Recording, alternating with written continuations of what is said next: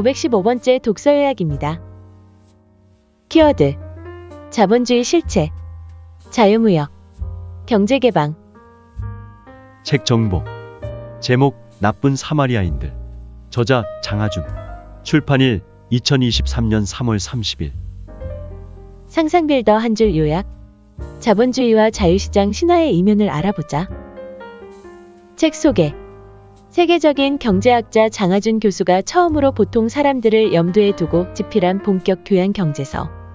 자유무역이 진정 개발도상국에도 도움이 되는지, 경제를 개방하면 외국인 투자가 정말 늘어나는지, 공기업 문제가 과연 민영화로 해결 가능한지, 지식재산권이 실제로 기술 혁신을 촉진하는지, 민주주의와 경제 발전은 어떤 특별한 상관관계가 있는지, 경제 발전에 적합한 문화나 민족성이 있는지 등 중요한 경제 현안들에 대해 우리에게 널리 알려진 책이나 영화 등을 소재로 유쾌하면서도 신랄하게 답해준다. 이 책은 장하준 교수의 이전까지 책들과는 문체나 구성 방식 자체가 다르다. 미국의 양심이라는 노엄 촘스키에 따르면 이 책은 독자들을 깜짝 놀라게 할 정도로 생생하고 풍부하며 명료하다. 또 영국 일간지 가디언의 경제부장인 내리 엘리엇 같은 이는 최고의 책이다. 탄탄한 연구를 기반으로 아름답게 서술된 이 책은 그야말로 경제학의 파노라마 라고 격찬한다. 미국판 편집자는 이 책의 목적이 자유주의 경제학자들의 교리 속의 도살인 함정을 폭로하는 데 있으며, 그러기 위해 장하준 교수가 구사하는 무기는 십자포화처럼 쏘아대는 풍부한 사례, 야유에 가까운 위트, 그리고 매력적인 문체 라고 평가한다. 책에서 얻은 내용. 부자 나라들은 거짓말을 하고 있다. 금서로 지정된 2008년 여름은 그해 9월 리먼 브라더스의 붕괴로 도화선이 된 세계 금융 위기가 터지기 직전이었다. 이미 세계 금융시장은 불안감을 보이고 있었다. 그러나 아직도 한국뿐 아니라 세계적으로 신자유주의와 세계화가 금과옥조로 여겨지던 때였다. 이런 조류의 역행에서 나쁜 사마리아인들은 당시 세계를 지배하던 신자유주의적 세계화 담론이 얼마나 허약한 역사적 이론적 근거에 기초하고 있고, 그것이 추천하는 무역 자유화, 외국인 투자 자유화, 민영화, 보수적 재정 정책 등이 얼마나 해로운가를 보여주려고 했다. 이 책이 강조한 것은 이런 정책이 개발도상국에 특히 안 좋다는 점, 그리고 무엇보다도 지금의 선진국이 경제 발전을 할 때에는 그들이 현재 개발도상국에 강요하는 신자유주의 정책을 쓴 적이 없다는 점이었다. 오늘날 자유무역의 시조로 여겨지는 영국은 양모 등 원료 수출에 의존하던 19세기 초까지는 엄격한 보호무역으로 자국 산업을 발전시켰다. 앞에서 언급한 미국의 초대 재무장관 해밀턴 10달러짜리 지폐에서 그 얼굴을 볼 수 있다.은 후진국 정부는 부모가 성년이 되기 전까지 아이를 보호하듯이 자국 산업이 자력으로 국제시장에서 경쟁력을 획득할 때까지 보호무역을 하고 보조금을 주어 육성해야 한다는 유치산업 보호론을 제창했다. 미국 정부는 미영전쟁 1812에서 1816년을 겪으면서 산업화의 중요성을 느껴 그 이후에 해밀턴은 이미 1804년에 결투에서 사망했지만 그의 이론을 채택했고, 일단 유치산업 보호를 시작하자 세계 최고의 관세율을 자랑하는 보호무역의 아성이 되었다. 이는 제2차 세계대전 때까지 이어졌다. 독일, 스웨덴 등 많은 수의 유럽 국가가 19세기 중반 이후 해밀턴의 이론을 발전시킨 독일 경제학자 프리드리히 리스트의 이론을 받아들여 보호무역을 하였고, 정부의 연구개발 지원을 포함한 적극적인 산업 정책을 쓰면서 중화학 공업을 키웠다. 20세기 후반에는 일본을 필두로 한국, 대만 등 동아시아 국가들도 보호무역을 하고 외국인 투자를 극심하게 규제하면서 국내 기업을 보호하였고, 금융지원보조금 지급, 연구개발 지원을 통해 정부가 지정한 전략 산업의 발전을 지원하는 강력한 산업 정책으로 자국 산업을 키웠다. 이렇게 보호무역과 산업 정책을 통해 경제 발전을 이룬 나라가 이제는 후진국에 자유무역을 해야 한다고 설교하는 것은 곤경에 빠진 나그네를 돕는 착한 사마리아인이 아니라 남을 돕는 척하면서 해코지하는 위선적인 나쁜 사마리아인이라는 것이 책의 제목 뒤에 숨어있는 이친, 아니 의도적으로 지은 자본주의의 역사이다. 한국도 신자유주의의 희생자이다. 나쁜 사마리아인들에서 직접 다루지는 않았지만 1997년 외환위기 이후 우리나라도 신자유주의의 희생자였다.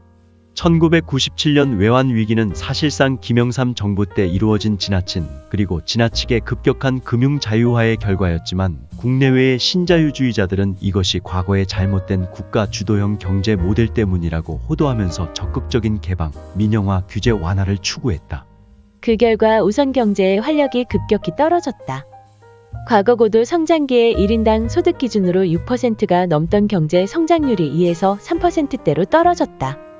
경제가 성숙하면서 성장률이 떨어지는 것은 당연하지만 그 비율이 갑자기 2분의 1 내지 3분의 1로 떨어지는 것은 자연스러운 일이 아니다. 그렇게 된 가장 중요한 이유는 기업의 투자 감소이다. 외환 위기 이후 자본시장이 개방되면서 단기 이익을 추구하는 주주들, 특히 외국인 주주들의 입김이 세워졌고 이들이 계속 고배당과 자사주 매입 등을 요구하면서 대기업의 장기 투자가 힘들어졌다. 또 외환 위기 이후 국내 금융시장이 자유화되면서 은행 대출에 대한 정부 규제가 없어지자 은행은 위험이 높은 기업 금융 대신에 앉아서 돈 버는 주택담보대출이나 소비자 금융을 주로 하기 시작했다. 은행 대출 중에 기업 대출의 비율이 1990년대 초 90% 선에서 30에서 40% 선으로 떨어졌고 이에 따라 은행 대출에 의존하는 중소기업은 투자가 어려워졌다.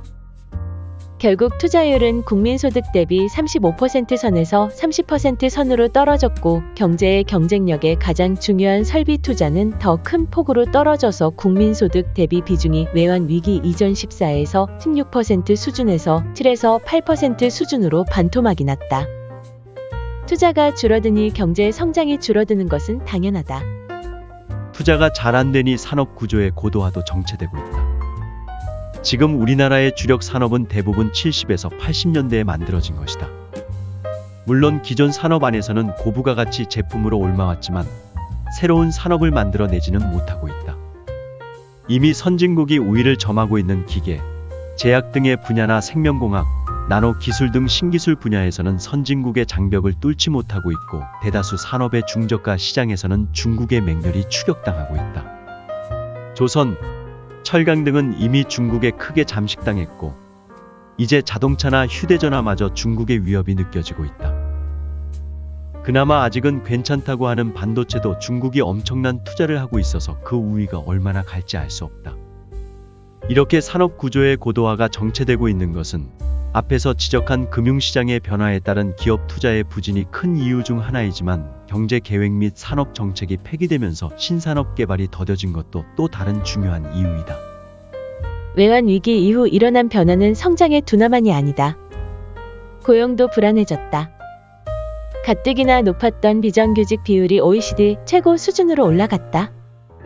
정규직도 과거에 비해 고용이 극도로 불안해졌다. 더구나 복지 제도가 취약하다 보니 일자리를 잃으면 생계가 곤란하고 재기가 힘들어 고용 불안정의 증가는 대부분의 사람에게 재앙으로 다가온다. 우리나라의 공공복지 지출은 GDP 대비 10% 수준으로 멕시코에 이어 OECD 회원국들 중에서 두 번째로 낮다. 프랑스 32% 선, 핀란드 31% 선, 덴마크 29% 선, 스웨덴 27% 선 등 유럽의 고도 복지 국가들의 3분의 1 수준인 것은 말할 것도 없지만 선진국 중에서 복지 지출이 가장 낮다는 미국 19% 부근에 비해서도 절반 정도밖에 안 된다. 하다못해 신자유주의 모범생으로 알려진 칠레 11% 부근보다도 낮다. 고용은 불안한데 육아, 교육 등에 대한 보조도 미비하니 아이 키우기가 너무 힘들어 출산율은 세계 최저 1, 2위를 다투는 나라가 되었다. 실업보험과 연금이 형편없으니 실직을 한다거나 은퇴를 하면 살 길이 막막해진다. 이에 따라 자살이 급증하여 1995년까지 OECD 평균에 한참 못 미치던 우리나라 자살률이 이제는 평균의 3배 수준으로 단연 1위가 되었다. 누가 세계 경제를 운용하는가? 세계화 경제에서 벌어지는 대부분의 일은 부자 나라들에 의해 결정된다. 설령 부자 나라들이 의식적으로 영향력을 행사하려 하지 않더라도 그렇게 된다. 부자 나라들은 세계의 생산고의 80%를, 국제 무역의 70%를, 해마다 다르기는 하지만 전체 외국인 직접 투자의 70에서 90%를 차지하고 있는데 27위는 부자 나라들의 국가 정책이 세계 경제에 막강한 영향력을 행사할 수 있다는 것을 의미한다. 그러나 부자 나라들이 가진 막강한 영향력보다 더 중요한 것은 바로 그 영향력을 발휘해 자기들이 원하는 대로 세계 경제의 규칙을 만들고자 하는 부자 나라들의 의도이다. 예컨대 선진국들은 특정한 정책의 채택을 대외 원조의 조건으로 삼는다거나 신자유주의적 정책의 채택과 같은 착한 행동에 대한 대가로 특혜적인 무역 협정을 제공하는 방식으로 가난한 나라들이 특정한 정책을 채택하도록 유도하고 있다. 그렇지만 개발도상국들의 정책 형성에서 보다 중요한 역할을 하는 것은 내가 사악한 삼총사라고 부르는 다자간 기구들, 즉 IMF, 세계은행, WTO이다. 이들 사악한 삼총사는 부자 나라들이 조종하는 꼭두각시 인형은 아니지만 주로 부자 나라들에 의해 통제되고 부자 나라들이 원하는 나쁜 사마리아인 같은 정책을 구상하고 실행에 옮긴다. IMF와 세계은행은 1944년 전후 국제경제관리 체제를 구상 중이던 연합국 본질적으로는 미국과 영국의 회담을 통해 설립되었다.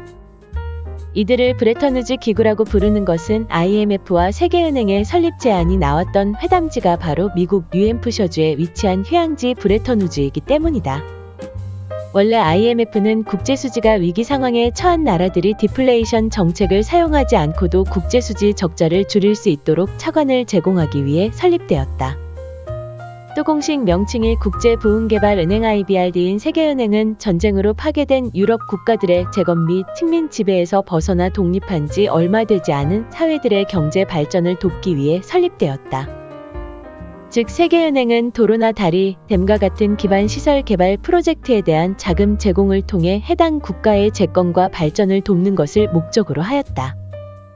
하지만 제3세계 외채 위기가 있었던 1982년 이후 IMF와 세계은행의 역할은 크게 달라졌다. 이들은 이른바 구조조정 프로그램 SAPS이라는 합동작전을 통해 개발도상국의 정책에 대해 막강한 영향력을 발휘하기 시작했다.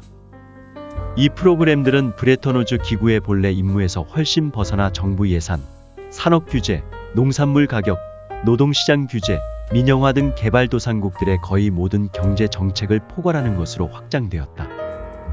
1990년대 들어 차관에 이른바 체제 관련 융자 조건 Governance Conditionalities 붙이기 시작하면서부터는 이들의 임무 확장이 한층 더 진전되어 민주주의, 정부의 분권화, 중앙은행의 독립은 물론 기업의 지배 구조와 같은 그 이전까지는 생각조차 할 수 없었던 영역에 대한 간섭이 시작되었다. 하지만 이런 임무 확장에는 심각한 문제가 있다. IMF와 세계은행은 상당히 제한된 임무를 수행하기 위해 출범하였다. 그렇지만 이 기구들은 자신들로부터 돈을 빌려가는 나라들은 경제 운용에 실패한 나라들이고 그런 만큼 그것이 경제적 성과에 영향을 미친다면 자신들의 본래 임무를 넘어서는 새로운 영역이라 하더라도 마땅히 개입해야 한다고 주장하며 자신들의 영역을 확장한 것이다. 이런 논리에 따른다면 우리 인생에서 IMF와 세계은행이 개입하지 못할 영역은 없다. 한 나라 안에서 일어나는 모든 일은 경제 활동과 관련이 있는 만큼 IMF와 세계은행은 출산율의 결정에서부터 인종통합, 남녀 차별은 물론 문화적 가치에 이르기까지 모든 사안에 대해 조건을 달 수 있어야만 한다. IMF의 경우 처음에는 통화평가절하 등 채무국의 국제수지 관리와 밀접한 관계가 있는 사항만을 조건으로 내걸었다. 하지만 차츰 예산 적자가 국제수지 불안의 핵심적인 요인이라는 근거에서 정부 예산과 관련한 조건을 내걸기 시작했고, 나중에는 대부분의 개발도상국들의 경우 국영기업에서 발생한 손실이 예산 적자의 주요한 요인이라는 근거에서 국영기업의 민영화와 같은 조건까지 내걸기에 이르렀다. 이런 논리에 의해 시작된 임무 확장은 끝없이 이어졌다. 가령 IMF는 1997년 한국에 대해 민간 부문 회사들의 부채가 지나치게 많은 것이 한국 금융 위기의 주요한 원인이라는 논리로 이 회사들의 부채 규모를 놓고 조건을 내걸었다.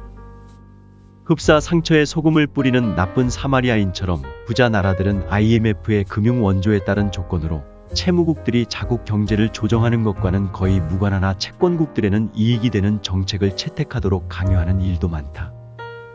1997년에 한국이 IMF와 맺은 협정을 본 어떤 이는 몹시 격분해서 이 협정 안의 서너 가지 조항들은 일본과 미국이 오랫동안 한국의 채택을 유도해왔던 정책의 복사판이다. 이 협정안에는 특정한 일본 상품에 대한 무역 장벽의 축소를 앞당기는 것과 한국 기업들에 대해 적대적인 인수에 참여해 대주주로서의 소유권을 확보할 수 있고 은행업 및 기타 금융 서비스업에 대한 직접적인 참여를 늘릴 수 있도록 외국인 투자자들에게 자본시장을 개방하는 것이 포함되어 있다. 물론 수입 공산품으로 인한 경쟁 심화와 외국인 소유권의 확장은 한국 경제에 도움이 될 수 있다.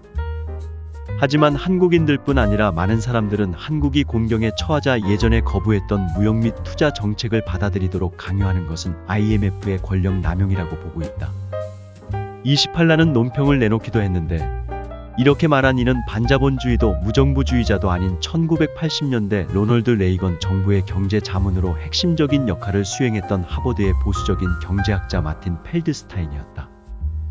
이 장의 앞부분에서 지적했듯이 브레턴우즈 기구들의 정책이 대부분의 개발도상국들에서 성장 저하와 불평등한 소득 분배의 심화 그리고 경제 불안정을 낳았을 뿐임에도 불구하고 나쁜 사마리아인 같은 나라들의 융자 조건 악용과 결부된 IMF와 세계은행의 임무 확대는 정말이지 용납하기 어렵다. 그렇다면 IMF와 세계은행은 어째서 이런 형편없는 결과를 초래한 잘못된 정책을 끈질기게 고수하는 것일까? 그것은 이들의 의사결정 지배 구조가 부자 나라들의 이익에 유리한 쪽으로 심하게 치우쳐 있기 때문이다.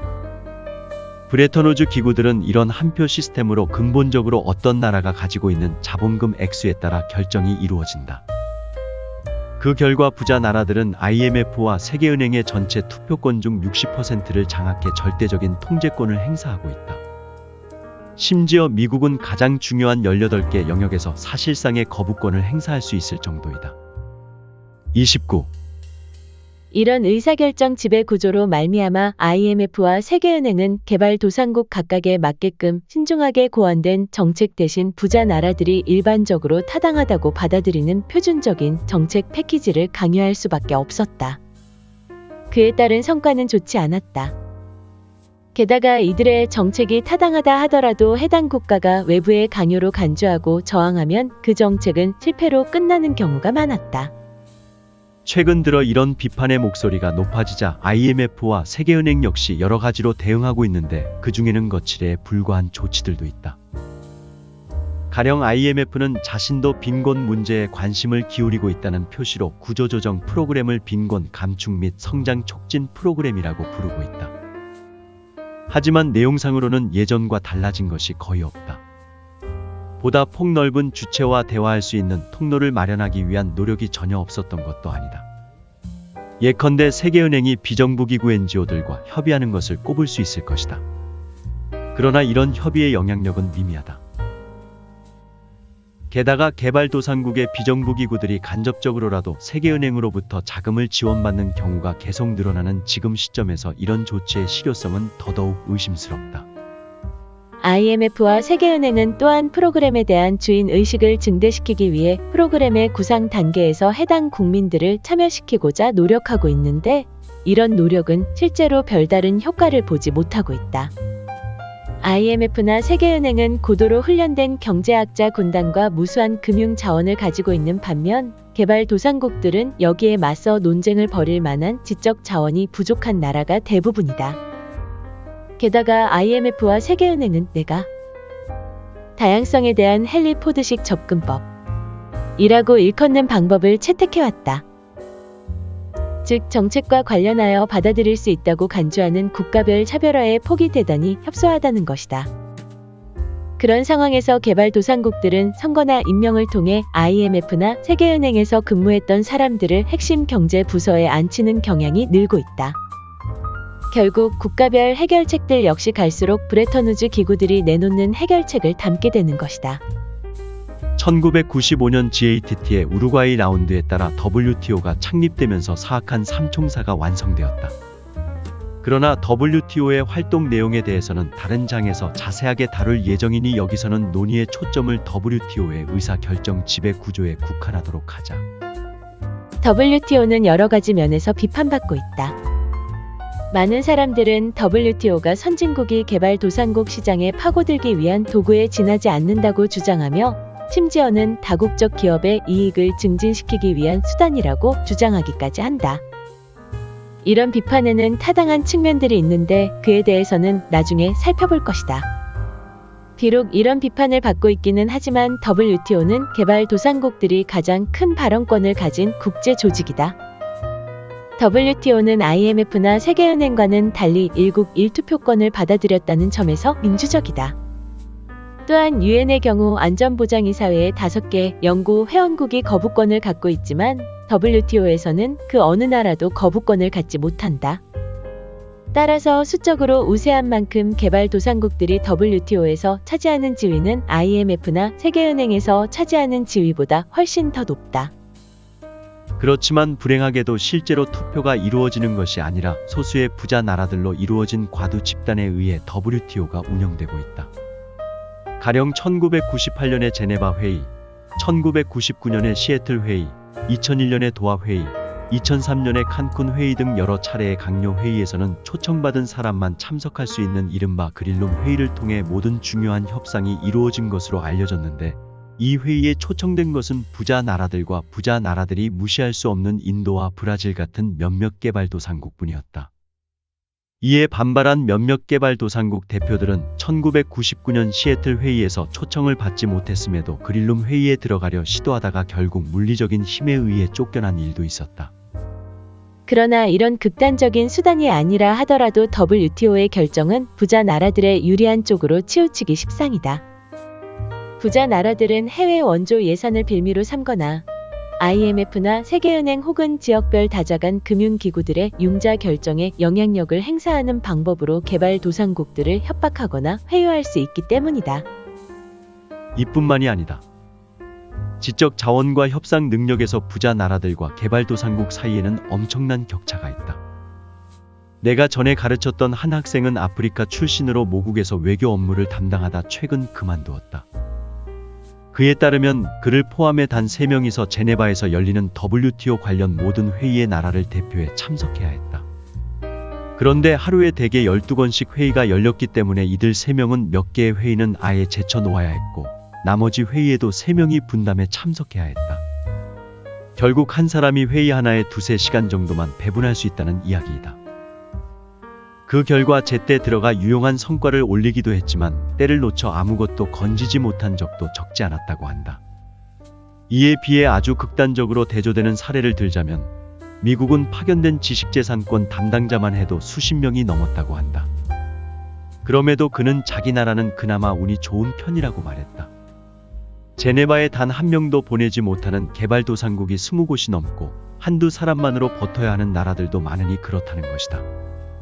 이와 비슷한 무수한 이야기들은 하나같이 국제무역협상 자체가 부자 나라들에 유리하도록 판이 짜여져 있다는 것을 암시한다. 국제무역협상은 흡사 어떤 사람들은 권총을 들고 싸우는데 어떤 사람들은 공중폭격을 하고 있는 전쟁과 같은 것이다. 나쁜 사마리아인들이 이길 것인가? 신자유주의에 기반한 반혁명의 선두에 섰던 마거릿 대처 영국 총리는 대안이 없다 라는 말로 자신을 비판하는 사람들을 물리친 적이 있는데, 세계화에 대한 나쁜 사마리아인들의 설명 방식에는 바로 이 대안 없음이라는 식의 분위기가 스며들어 있다. 나쁜 사마리아인들은 세계화를 통신과 운송 기술의 거침없는 발전에서 비롯된 피할 수 없는 결과라고 말하기를 좋아한다. 이들은 자신들을 비판하는 사람들을 어느 올리브 나무를 차지할 것인지를 놓고 다투는 시대에 뒤떨어진 현대판 러다이트주의자들 30이라고 표현하기를 즐긴다. 이들에 따르면 역사의 흐름을 거스르면 재앙이 일어날 뿐이며, 이는 양차 대전 사이의 시기에 일어난 세계 경제의 붕괴와 1960에서 1970년대에 벌어진 개발도상국들의 국가 주도형 산업화의 실패가 입증한다는 것이다. 이들은 세계화라는 역사의 흐름에서 살아남을 수 있는 방법은 한 가지뿐인데, 그 방법은 거의 모든 성공한 경제가 번영해 가는 동안 입었던 것이라고 회자되는 치수가 하나뿐인 황금 구속복을 입는 것이라고 주장한다. 그것 말고는 대안이 없다는 것이다. 이 장에서 나는 대안 없음이라는 결론은 세계화를 추진하는 힘에 대해 근본적으로 잘못된 인식에서 역사를 이론에 맞추어 왜곡하는 태도에서 나온 것임을 지적했다. 자유무역은 대개 약소국 스스로 선택한 것이 아니라 억지로 강요된 것이었으며, 선택권을 가지고 있던 나라들의 대부분은 짧은 예외 기간을 제외하고는 자유무역을 선택하지 않았다는 것도 보여주었다. 선진국이든 개발도상국이든 성공한 경제는 거의 모두 세계 경제로의 무조건적인 통합 과정이 아닌 선택적이고 전략적인 통합 과정을 거쳐 현재의 위치에 도달했다는 것도 제시했다. 실제로 개발도상국들은 정책 자율성을 완전히 박탈당했던 식민 지배와 불평등 조약으로 점철된 첫 번째 세계화 시기나 정책 자율성이 크게 위축되었던 지난 사반세기보다 상당한 정책 자율성을 가지고 국가 주도의 산업화를 추진했던 형편없었던 옛날인 그 시절에 훨씬 더 나은 성과를 올렸다. 세계화와 관련해서 불가항력적인 것은 존재하지 않는다. 세계화의 주된 추진력은 나쁜 사마리아인들이 주장하듯이 기술이 아니라 정치, 즉 인간의 의지와 결정이다. 만일 기술이 세계화의 정도를 결정한다면 증기선과 유선전신에 의존하던 1870년대보다 인터넷을 제외하고는 모든 현대화된 운송과 통신 기술을 확보하고 있던 1970년대의 세계화가 덜 진전된 이유를 설명할 방법이 없다. 기술은 세계화의 외부적인 경계를 규정지을 뿐이다. 엄밀하게 말해 세계화가 어떤 형태를 취할 것인지의 여부는 우리가 어떤 국가 정책을 만들고 어떤 국제 협정을 만드느냐에 달려있다. 이렇게 본다면 대안 없음이라는 명제는 잘못된 것이다. 현재 진행되고 있는 신자유주의 세계화에 대한 대안은 있다. 그것도 한 가지가 아닌 다른 여러 가지 대안들이 있다. 그것이 바로 이 책의 나머지 부분에서 우리가 살펴볼 것이다. 부자 나라는 케인스주의, 가난한 나라는 통화주의. 미국 작가 고어 비달이 미국 경제 체제를 가난한 사람들의 입장에서 보면 자유기업, 부자들의 입장에서 보면 사회주의 라고 묘사한 것은 매우 유명하다. 28세계적인 규모의 거시경제 정책도 이와 유사하게 부자 나라에는 케인스주의를, 가난한 나라에는 통화주의를 적용한다. 부자 나라는 경제 후퇴기에 들어서면 대개 통화 정책을 완화하고 예산 적자를 늘린다. 개발도상국에 같은 일이 발생하면 나쁜 사마리아인들은 실업이 3배로 늘어나고 폭동이 일어날 수도 있다는 사실은 아랑곳하지 않은 채 IMF를 통해 이자율을 불합리한 수준으로 올리고 예산 균형을 유지하거나 아니면 거기서 더 나아가 예산 흑자를 이루라고 강요한다.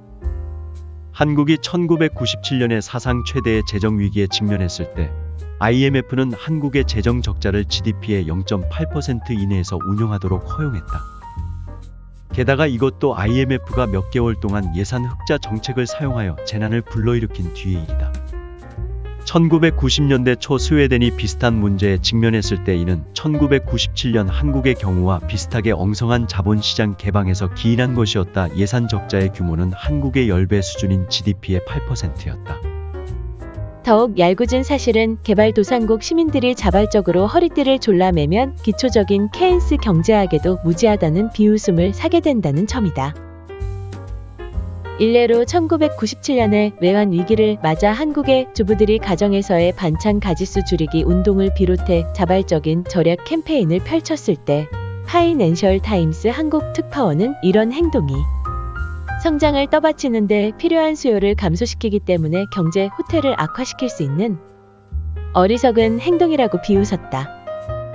29 그러나 한국의 주부들이 했던 행동과 그 파이낸셜 타임스 특파원이 합리적이라고 생각했던 IMF에 의해 강요되었던 재정 지출 삭감은 과연 무엇이 다른가?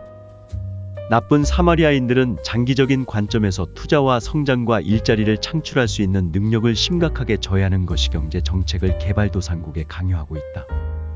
세입을 초과한 지출을 무조건적으로 그리고 지나치게 단순화하여 비난하는 그들의 태도는 개발도상국들이 경제 성장을 가속화하기 위하여 투자를 위한 차입을 하는 것을 막고 있다. 수입보다 지출이 많은 사람들을 싸잡아서 비난한다면 젊은 사람들이 자신의 능력 개발이나 자녀 교육에 투자하기 위해서 대출을 받는 것도 비난받을 일이 된다. 이것은 올바른 태도가 아니다. 수입을 넘어서는 지출은 그 나라가 어떤 발전 단계에 있고 또 돈을 대출하여 어디에 사용하는가에 따라서 타당한 일일 수도 있고 아닐 수도 있다. 아르헨티나 재무장관 카발로가 개발도상국들은 성장이 필요한 반항하는 10대와 같다는 말은 옳은 것인지도 모른다. 그러나 어른처럼 행동한다고 해서 그가 정말 어른이라고는 할 수 없다. 10대는 교육을 받고 제대로 된 직장을 찾을 필요가 있다. 10대 청소년이 다 큰 어른인 것처럼 행동하며 저축을 늘리겠다고 학교를 그만두는 것은 옳은 일이 아니다. 마찬가지로 개발도상국이 이미 다 큰 국가들에나 어울리는 정책을 사용하는 것도 옳은 일이 아니다. 개발도상국이 해야 할 일은 미래에 대한 투자이다. 이를 위해 개발도상국들은 부자 나라들이 사용하는 정책에 비해서 보다 투자 지향적이며 성장 지향적인 것이 경제 정책을, 그리고 나쁜 사마리아인들이 지금 허용하는 것보다 훨씬 더 적극적인 것이 경제 정책을 추구해야 한다. 기울어진 경기장이 필요하다. 자국의 특정한 상황에 알맞은 정책이 무엇인지를 아는 것만으로는 충분치 않다. 실제로 이것을 실행에 옮길 수 있는 능력을 가지고 있어야 한다. 지난 사반세기 동안 나쁜 사마리아인들은 개발도상국들이 자국의 발전에 알맞은 정책을 추구하는 것을 갈수록 어렵게 만들어왔다. 이들은 IMF, 세계은행, 그리고 WTO라는 사악한 삼총사와 지역별 FTA나 투자협정을 이용해 개발도상국들이 이런 능력을 갖지 못하게 했다. 이들은 보호무역이나 외국인 투자자에 대한 차별 따위의 민족주의적인 정책들은 실시하는 나라들에 불리할 뿐만 아니라 불공정한 경쟁을 초래한다는 이유에서 금지하거나 대폭 축소되어야 한다고 주장한다. 나쁜 사마리아인들은 그러면서 경기장을 평평하게 해야 한다는 개념을 계속 들먹인다. 나쁜 사마리아인들은 개발도상국들이 사용하는 보호와 보조금, 규제를 위한 추가적인 정책들은 불공정한 경쟁을 초래하는 것이므로 개발도상국들의 허용해서는 안 된다고 주장한다. 만일 이런 것들을 허용한다면 상대편인 부자 나라들은 평평하지 않은 경기장의 낮은 쪽에서 높은 쪽을 향해 오르막길을 올라가느라 고생을 해야 하는데, 개발도상국들은 높은 쪽에서 낮은 쪽을 향해 내달리면서 공격을 하는 축구팀이 되는 셈이라는 것이다. 모든 보호 장벽을 없애고 모든 사람들이 동등한 자격으로 경쟁하게 하라. 이러니 저러니 해도 근본적으로 경쟁이 공정할 때에만 시장이 주는 혜택을 수확할 수 있다. 이와 같이 경기장을 평평하게 해야 한다는 식의 누가 들어도 지당한 개념을 들먹인다면 감히 누가 이의를 제기할 수 있겠는가? 그럼에도 나는 이의를 제기한다. 이는 수준이 비슷하지 않은 선수들이 벌이는 경쟁이기 때문이다. 그러므로 경제 발전을 촉진하는 국제적 시스템을 구축하기를 원한다면 우리 모두가 이의를 제기해야 한다. 선수들의 수준이 비슷하지 않은데 경기장이 평평하다면 결국 그 게임은 불공정한 것이 된다. 축구 경기를 하는 한쪽 편이 브라질 국가대표팀이고 상대편은 11살 먹은 내 딸 유나의 친구들로 짜여진 팀이라고 생각해보라. 그렇다면 여자아이들이 아래쪽을 향하여 내달리며 공격할 수 있도록 허용해야만 공정하다. 이런 상황이라면 경기장을 평평하게 하기보다는 기울어지게 하는 것이 공정한 경쟁을 보장할 수 있다. 그럼에도 나는 이의를 제기한다. 이는 수준이 비슷하지 않은 선수들이 벌이는 경쟁이기 때문이다. 그러므로 경제 발전을 촉진하는 국제적 시스템을 구축하기를 원한다면 우리 모두가 이의를 제기해야 한다. 선수들의 수준이 비슷하지 않은데 경기장이 평평하다면 결국 그 게임은 불공정한 것이 된다. 축구 경기를 하는 한쪽 편이 브라질 국가대표팀이고 상대편은 11살 먹은 내 딸 유나의 친구들로 짜여진 팀이라고 생각해보라. 그렇다면 여자아이들이 아래쪽을 향하여 내달리며 공격할 수 있도록 허용해야만 공정하다. 이런 상황이라면 경기장을 평평하게 하기보다는 기울어지게 하는 것이 공정한 경쟁을 보장할 수 있다. 저자 소개. 저자 장하준, 경제학자. 서울대학교 경제학과를 졸업하고 영국 케임브리지 대학교에서 경제학 석사 및 박사 학위를 받았다. 1990년 한국인으로서는 최초로 케임브리지 대학교에 임용되어 경제학과 교수로 근무했으며 2022년부터 런던대학교 경제학과 교수로 재직 중이다. 2003년 신고전학파 경제학의 대안을 제시한 경제학자에게 주는 군나르 미르달상을, 2005년 경제학의 지평을 넓힌 경제학자에게 주는 바실리 레온티예프 상을 최연소로 수상함으로써 세계적인 경제학자로 명성을 얻었다. 2014년에는 영국의 정치 평론지 프로스펙트가 매년 선정하는 올해의 사상가 50인 중 9위에 오르기도 했다. 국제노동기구, UN 식량농업기구 등 UN 산하기구와 세계은행, 아시아개발은행, 유럽투자은행 등 다자간 금융기구 그리고 옥스팜, 경제정책연구소 등 NGO를 비롯해 여러 정부 기구 및 민간 조직에 오랫동안 자문을 제공하며 함께 일해왔다. 지금까지 상상빌더였습니다. 감사합니다.